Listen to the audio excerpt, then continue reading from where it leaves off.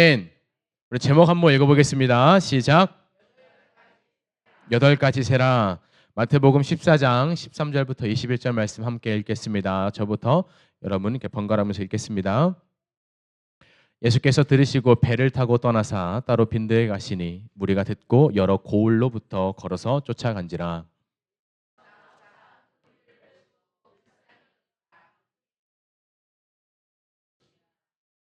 저녁이 되매 제자들이 나와 이르되 이곳은 빈들이요 때도 이미 저물었으니 무리를 보내어 마을에 들어가 먹을 것을 사 먹게 하소서. 갈새 갈 것 없다. 너희가 먹을 것을 주어라. 제자들이 이르되 여기 우리에게 있는 것은 떡 5개와 물고기 2마리뿐이니이다.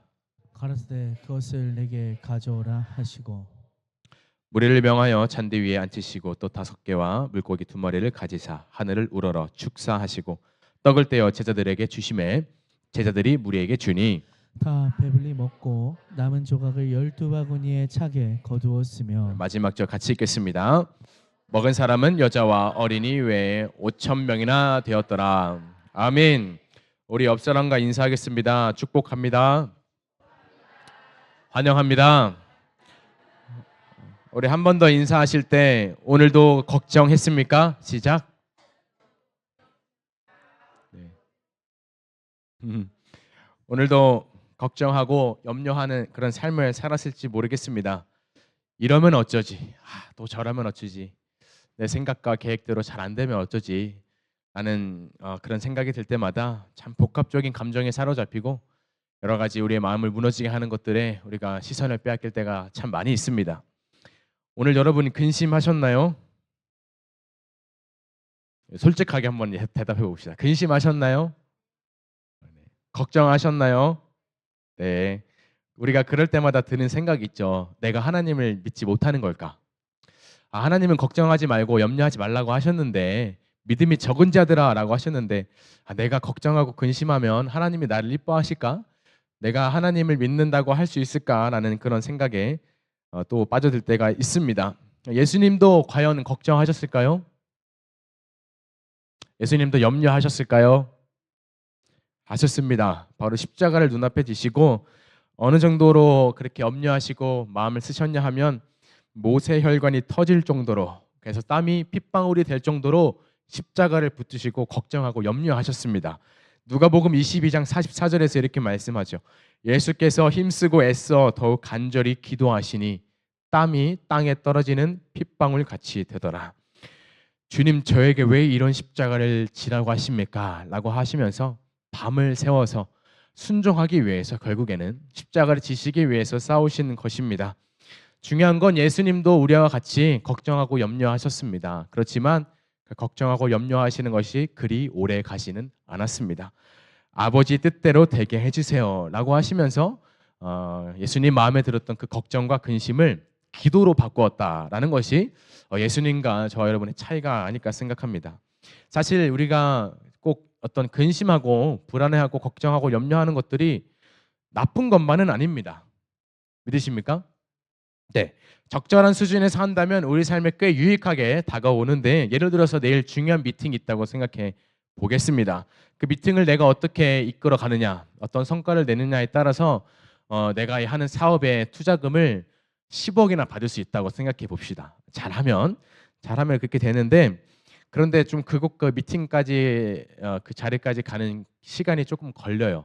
한 3-4시간 걸린다고 생각해 보겠습니다.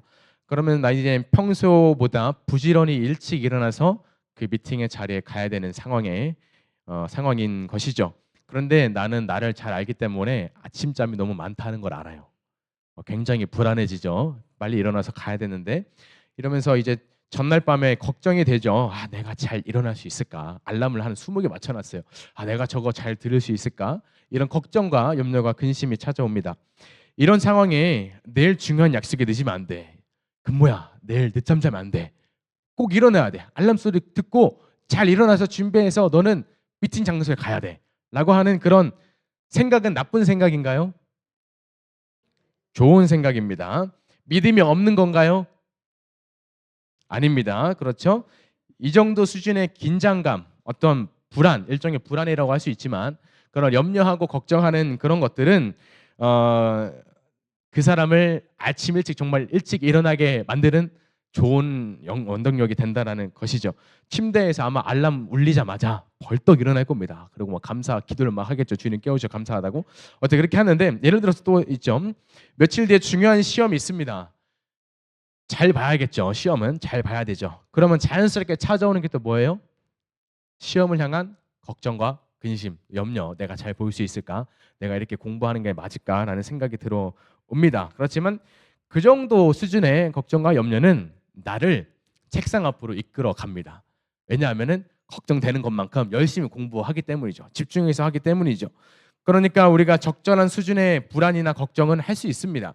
그것이 나쁜 것도 아니고 믿음이 없는 것도 아닙니다. 우리 삶을 조금 더 긴장감 있게, 나태해지지 않게, 또 부지런하게 하루를 조금 더 의미 있게, 활력 있게 살게 해주는 수준의 걱정과 근심은 괜찮다라는 것입니다. 그렇지만 어느 정도 수준의 그런 감정과 생각을 넘어서면은 죄가 된다라는 것이죠. 예를 들어서 똑같이 울린 알람 소리가 있다고 칩시다. 그렇게 예시를 들었을 때, 오늘 중요한 약속이 있는데 내가 가서 실수하면 어떡하지? 내가 가다가 사고 나면 어떡하지? 내가 잘 못하면 어떡하지? 내가 계획한 대로 이 미팅이 잘 이루어지지 않으면 어떡하지? 시험에 떨어지면 어떡하지? 라는 생각 사로잡혀 가지고 막 알람은 막 15개, 20개 울리는데 여전히 침대에 웅크려 있어요. 이불 밖을 못 나옵니다. 이러면서 천장을 바라보면서 불안해하고 있다라고 하면은 이거는 긍정적인 방향의 걱정일까요? 근심일까요? 근심이죠. 근심. 일정 수준의 근심을 넘어선 겁니다. 긍정의 영향을 주는 수준을 넘어서서 몸을 마비시키고 마음을 마비시키고 생각을 닫게 만드는 그런 패닉을 가져다 준다라는 것이죠. 예수님이 성경에서 경계하라 하지 말라라고 하신 걱정과 근심은 바로 이런 수준의 것들입니다. 내가 컨트롤할 수 없는 정도의 어떤 우려, 염려, 근심과 걱정 이런 생각들 곧 하나님의 임재를 밀어내고 하나님의 전지전능하심을 밀어내는 그런 수준은 죄라는 것이죠. 마태복음 6장 31절에서 말씀합니다. 함께 읽겠습니다. 시작.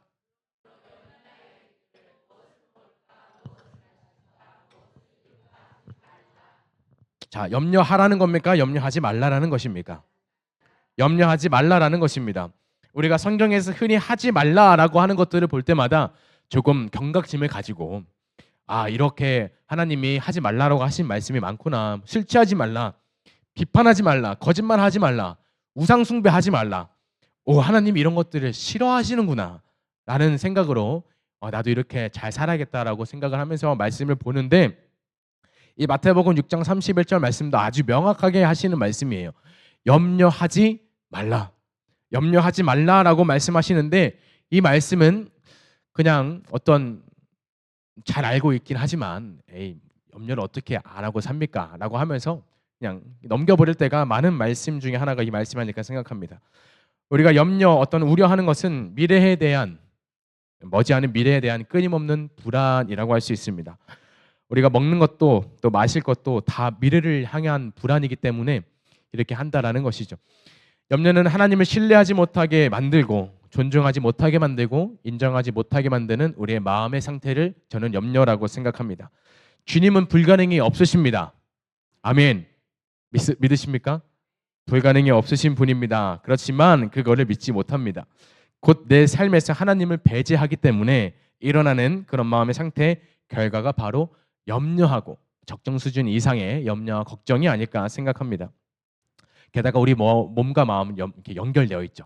내가 어떤 걱정에 사로잡히고 염려에 사로잡히면 막 스트레스를 받죠. 머리가 지끈지끈 아프게 되기도 하고 예민하고 막 심장도 빨리 뛸 때도 있고 막 혈압이 막 올라갈 때도 있고 식욕도 떨어지고 그러면서 여러 가지 질병이 찾아오기까지 하는 것이 바로 염려가 주는 부정적인 힘입니다. 이런 우리의 연약함을 잘 보여주는 이야기가 하나 있는데 한 소녀가 아침에 학교를 가기 위해서 그래서 스쿨버스를 빨리 타기 위해서 부지런히 준비를 하고 있었습니다. 그런데 시간이 다 된 거예요. 나가려면 신발을 신어야 되잖아요. 신발 신고 이제 나가기만 하면 돼요. 나가기만 하면 되는데 신발끈이 잘 묶이지 않았어요. 그날따라. 그럼 이 아이의 마음이 어떻게 될까요? 짜증나고 불안해지고 아, 스쿨버스 놓치면 안 되는데, 지각하면 안 되는데 라는 생각이 막 들어옵니다. 아, 선생님한테 혼났는데 라는 생각이 막 들어오죠.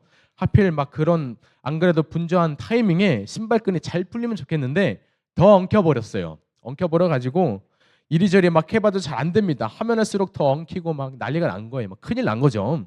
마음이 급해집니다. 그러다가 어린 마음에 자리에 털썩 앉아가지고 막 우는 거죠. 속상해가지고 눈물이 나는데 이 아이의 시선이 운동화 끈에서 벗어나지를 못합니다.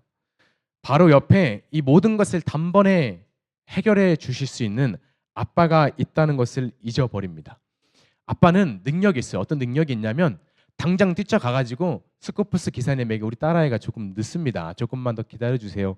라고 하면서 스쿠버스를 잡아줄 수도 있고 아니면 스쿠버스 먼저 보내고 아빠가 태워다 줄 수도 있고 아니면 이 딸아이의 신발끈을 재빠르게 빨리 풀어줄 수도 있는 능력도 있습니다. 침착합니다. 모든 상황을 깔끔하게 단번에 해결할 수 있는 능력이 아빠에게는 있습니다. 그렇지만 이 아이는 이 엉켜져 있는 운동화 끈에 시선이 고정되어 있어가지고 바로 옆에 있는 이 능력 있는 아빠를 바라보지 못합니다. 왜냐하면 적정 수준 이상의 염려와 걱정과 불안에 사로잡혔기 때문입니다. 그렇다면 우리는 이런 염려와 걱정이 찾아올 때 무엇을 할 수 있을까요? 여러분께 힌트를 하나 드리도록 하겠습니다. 우리 그림 한 번만 보여주세요. 저게 어떤 그림일까요? 가나안 혼인잔치. 제가 얼음을 먹어가지고 잠시만요. 네. 죄송합니다. 자, 우리가 식당에 가가지고 요즘에 식당 가면 다 셀프 반찬 하잖아요. 셀프로 갖다 드세요 이렇게 하잖아요. 셀프라서 반찬을 가지러 갔는데 뭐 김치가 다 떨어져가지고 없어요. 그럼 여러분 어떻게 하십니까? 그럴 때 김치 주세요. 그걸 누구한테 말해요? 주인한테 가서 말하죠. 저 건너편에서 국밥 드시고 계신 아저씨한테 말하나요? 아저씨 제 식사 중에 죄송한데 김치가 없네요. 그러면 나보고 어쩌라고 하는 표정으로 쳐다보겠죠. 사장님한테 가가지고 아 김치가 좀 떨어졌습니다. 이렇게 말하겠죠. 자 가나안 혼인 잔치 때 하나가 떨어졌습니다. 부족해졌어요. 그것이 뭘까요? 포도주가 떨어졌어요. 자 여기서 마리아의 행동이 참 기가 막힙니다. 음식이 떨어진 거예요. 마리아가 주관한 행사도 아니에요. 초대받은 거죠. 예수님과 함께. 음식이 떨어졌으면 어디 누구를 찾아가야 됩니까? 주인을 찾아가야 되죠. 주인을 찾아가야 되는데 신랑을 찾아가든지 연회장을 찾아가서 포도주가 좀 떨어졌네요 라고 해야 되는데 이 마리아가 누구를 찾아가는지 아십니까? 예수님. 요한복음 2장 3절에 말씀합니다. 포도주가 떨어진지라 예수의 어머니가 예수에게 이르되 저들에게 포도주가 없다 하니. 자, 두 번째 힌트. 자, 그다음 그림 한번 보여주시고 이게 자 광주리에 뭐가 있나요? 빵이 있습니다. 저게 어떤 장면일까요? 오병이어 장면이죠. 자, 이 마태복음 14장의 오병이어 기적을 잘 아실 겁니다. 수많은 사람들이 예수님을 따라 몰려왔습니다. 말씀도 전하시고 이 불쌍히 여기셨다고 하셨어요. 불쌍히 여기셔서 병자도 고쳐주시고 말씀도 강론하시고 그러니까 일종의 집회가 된 것이죠. 시간이 아마 금방 가지 않았을까 생각합니다. 이제 어느새 저녁 먹을 시간이 다 됐어요. 그런데 어떤 이렇게 준비되고 예정된 집회가 우리 이번에 다눌리 힐링타운 입당 예배처럼 완벽하고 그렇게 철저히 준비된 예배가 아니었기 때문에 준비된 양식이 있었을까요? 없었을까요? 없었죠. 양식은커녕 물도 없어요. 아무것도 없습니다. 대책도 없고 플랜 B도 없습니다. 게다가 사람이 너무나 많았어요. 불가능하죠. 당연히 각자 밥 먹고 뭐 돌아와서 다시 하든 말든 그렇게 해야 되는 상황이죠. 제자들이 말합니다. 예수님, 다들 알아서 먹게 하고 다시 돌아오게 하던가 하시죠. 이렇게 제안을 하는데 예수님이 이렇게 말씀하죠. 그럴 필요 없다. 너희가 먹을 것을 주라. 참 황당하게 짝이 없는 말씀을 하시는데 이제 제자들이 마음이 급해진 거예요. 예수님이 어쨌든 말씀하셨으니까 해야 되잖아요.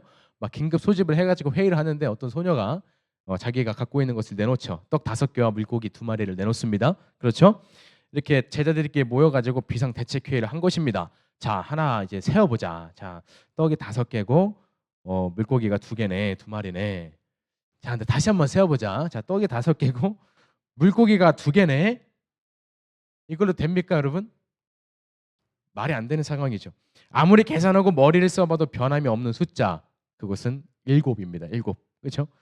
제자들이 가진 양식은 총 7개입니다. 아마 이 7이라는 숫자가 머리에서 떠나지 않았을 것 같아요. 그래서 염려가 찾아올 때, 걱정이 찾아올 때 어떻게 해야 되냐?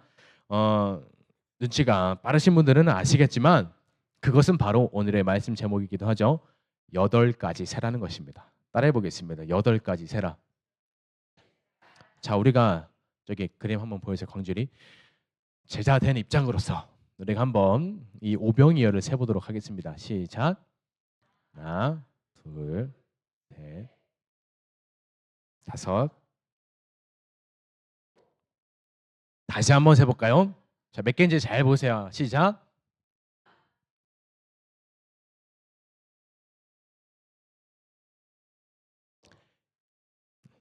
믿음이 있으신 분 8가지 세셨고, 어쨌든 여러분 지금 여러분의 제자라면 이 광주리에 놓인 5개의 떡과 물고기 2마리를 보면서 어떻게 하시겠습니까? 말도 안 되는 상황이 어떻게 하시겠습니까? 하나, 둘, 셋, 넷, 다섯, 여섯, 일곱. 큰일 났네. 야, 이거 망했다. 어떡하냐? 막 사람들 난동 피는 거 아니냐? 라고 하면서 걱정할 게 아니라 7가지 세고 멈추고 할 게 아니라 바로 이 옆에 방금까지 병자를 치유하시고 막 구원하시고 기적과 표적을 일으키셨던 예수님을 보라는 것입니다. 곧 예수님까지 세라는 것입니다. 8가지 세라는 것입니다. 예수님한테 가라는 것입니다. 오늘 본문 18절 말씀, 이르시되 그것을 내게 가져오라 하시고, 신발끈 때문에 애를 먹었던 소녀가 있었습니다. 바로 옆에 아빠가 무엇이든지 당장 해줄 수 있는 아빠에게 도움을 요청하라는 것입니다. 아빠 도와주세요라고 외치라는 것입니다. 8가지 세라는 것입니다. 예수님한테 가라는 것입니다. 마리아도 그렇습니다. 포도주가 없네. 큰일 났네. 어떻게 하냐? 망했다. 라고 할 게 아니라 예수님을 찾아가라는 것입니다. 8가지 세라는 것입니다. 예수님을 찾아가라는 것입니다. 우리의 모든 걱정과 염려와 불안을 단번에 잠재우실 예수님 앞에 나아가라는 것입니다. 저는 할 수 있는 게 하나도 없는데요. 아닙니다. 할 수 있는 게 있습니다. 바로 예수님 앞에 나아가는 것인 줄로 믿습니다. 우리 빌립보서 4장 6절 말씀 함께 읽겠습니다. 시작. 아무것도 염려하지 말고 다만 모든 일에 기도와 간구로 너희 구할 것을 감사함으로 하나님께 하려라. 다시 한번 확신을 가지고 선포하겠습니다. 시작. 염려하지 말고 다만 모든 일에 기도와 간구로 너희 구할 것을 감사함으로. 누구한테 하래라? 하나님께 하래라. 누구한테 하래라고요? 하나님께 하래라. 만약 예수님이 아무런 해결책도 주지 않으실 거라면 아무것도 염려하지 말아라 에서 끝났을 것입니다. 그렇지만 분명하게 말씀하십니다. 하나님께 아뢰라. 곧 이 말씀은 하나님은 방법을 알고 계신다라는 것입니다. 아무런 대책도 없이 걱정하지 마. 에이, 그 뭐 좋지도 않은 거 염려하지 마라고만 하시는 게 아니라 하나님은 다 알고 계신다라는 것입니다. 그래서 이 오병이어의 이야기의 끝은 이렇게 마무리됩니다. 6장 33절에 보시면 그런즉 너희는 먼저 그의 나라와 그의 일을 구하라. 그리하면 이 모든 것을 너희에게 더하시리라. 아멘. 우리가 100번 양보해도 다른 거 다 양보하고 저도 절대 염려해서 안 되는 것이 있습니다. 그것은 하나님이 지금 나와 함께하지 않으시면 어떻게 하지? 라는 그런 말씀인 줄로 믿습니다. 함께 따라해 보겠습니다. 하나님이 나와 함께하지 않으시면 어떻게 하지? 여러분 한 번쯤 생각해 보신 적이 있으십니까? 정말 하나님이 나와 함께 하시는 것일까? 혹시 나를 버리신 것은 아닐까? 라는 그런 생각 한 번쯤 하지 않으십니까? 저는 종종 할 때가 있는데 며칠 전에 우리 아주 귀여운 이든이가 우리에게 많은 웃음을 가져다 주고 미국으로 떠났습니다. 3년 뒤인가요? 2년 뒤인가 또 온다고 하는데 그때는 이제 영어를 쓸는가는 모르겠어요. 처음에 한국에 올 때 엄마랑 이든이만 왔어요. 아빠는 언제 왔죠? 조금 지나서 왔죠. 며칠 뒤에 왔습니다. 자, 그렇다면 이 아빠가 오기 전까지 이든이의 눈에 아빠가 보였나요? 안 보였나요? 안 보였죠. 그런데 이든이 눈에 아빠가 보이지 않는다고 해서 이든이 아빠가 이든이를 사랑하지 않을까요? 사랑하지 않을까요? 이든이 눈에 아빠가 보이지 않는다고 해서 아빠가 이든이를 잊어버린 걸까요? 이든이를 생각하지 않는 것일까요? 아닐 것입니다. 이든이 아빠는 머나먼 타국에서 이든이밖에 생각 안 할 것입니다. 떨어져 있는 내내, 아니 같이 있는 그 모든 순간순간에 이든이 생각밖에 없었을 것입니다. 저 여러분의 눈에 하나님이 보이지 않는다고 해서 하나님은 나에게 관심이 없으신 분이야, 돌볼 자녀가 이 세상에 너무 많아가지고 나보다 믿음 좋고 나보다 예배 잘하고 은사 있고 능력 있는 그런 분들을 돌보고 하시느라 나에게 응답하지 않으시는 거야. 내가 하는 기도는 너무 인간적이라 예수님 하나님은 듣지 않으시는 거야.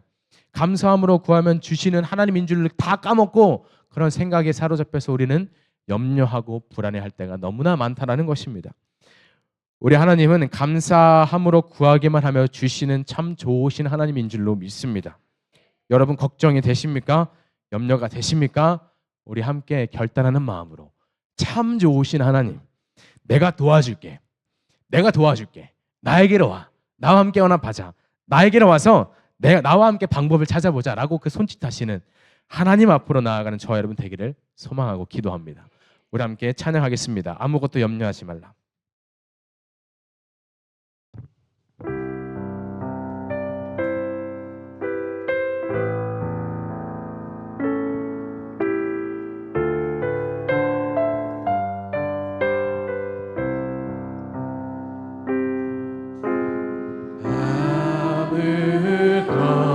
아무것도 두려워 말라.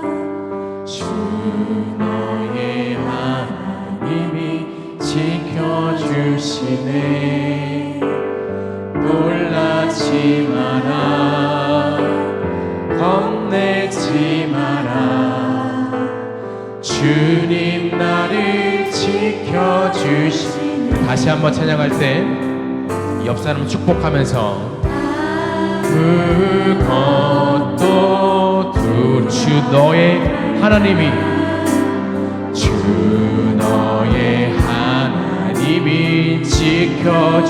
지켜주시네.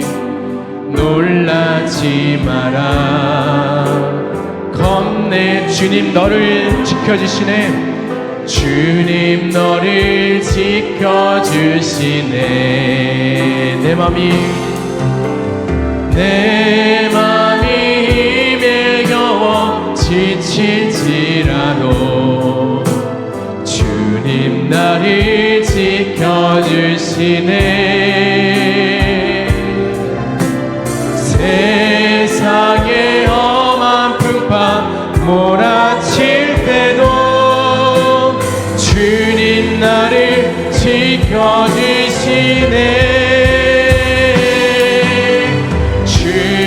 주님은 나의 산성, 주님은 나의 요새, 주님은 나의 소망,